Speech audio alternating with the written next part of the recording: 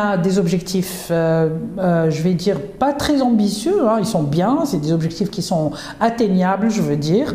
On cible 15 entrepreneurs par an, par région. On est sur 14 régions pour démarrer et donc on vise à accompagner au final 15 entrepreneurs par région, mais entre-temps on cible aussi de toucher des milliers par région pour vraiment diffuser de plus en plus l'esprit d'entrepreneuriat, l'initiative privée, parce que c'est clair aujourd'hui qu'il n'y a que l'initiative privée qui peut sauver assez rapidement notre économie. Et du coup, on travaille beaucoup sur la sensibilisation, en touchant le maximum de personnes par rapport à ça. Et puis on va en entonnoir, on commence par le filtrer.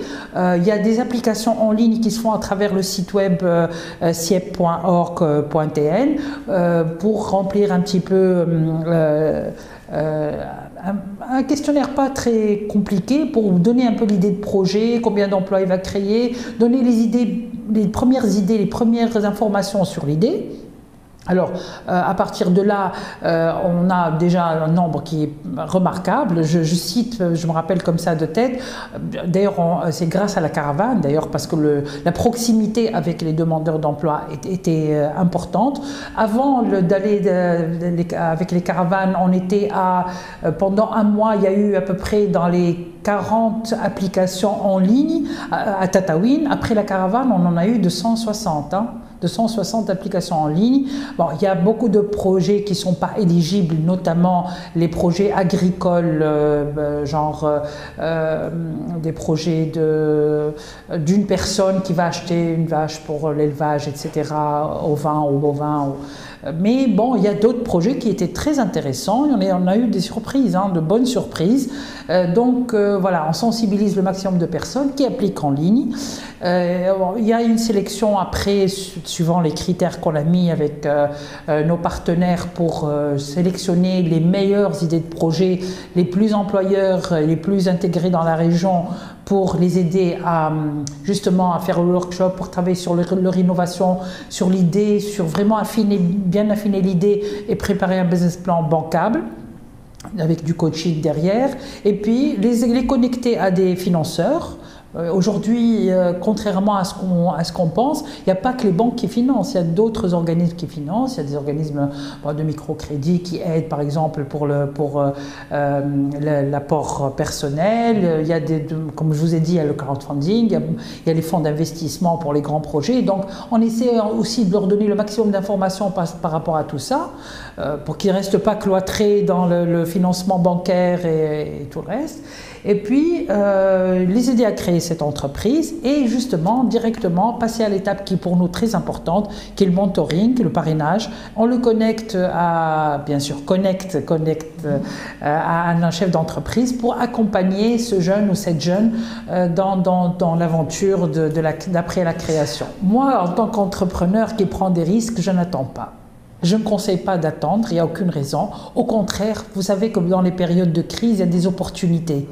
Donc je pense qu'il faut être peut-être un peu plus prudent, étudier son projet un peu plus dans les détails. Mais pour moi, l'attentisme, ce n'est pas une bonne chose. Si on attend, si tout le monde attend, on va tous s'arrêter et personne ne va avancer. Pour nous, il faut vraiment avoir une vision. Regarder loin et puis essayer de dépasser un peu toute cet attentisme, cette crise d'attente que nous vivons depuis 3 ans et qui empêche beaucoup d'avancer et ça ne sert à rien d'attendre. Pour moi, il faut vraiment chercher des opportunités, continuer à travailler, continuer à chercher et puis il n'y a aucun problème à ce qu'on lance une entreprise maintenant.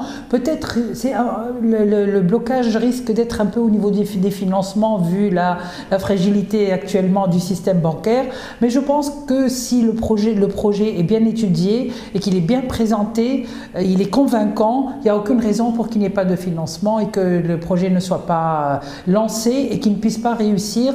Je pense qu'on ne peut pas attendre éternellement.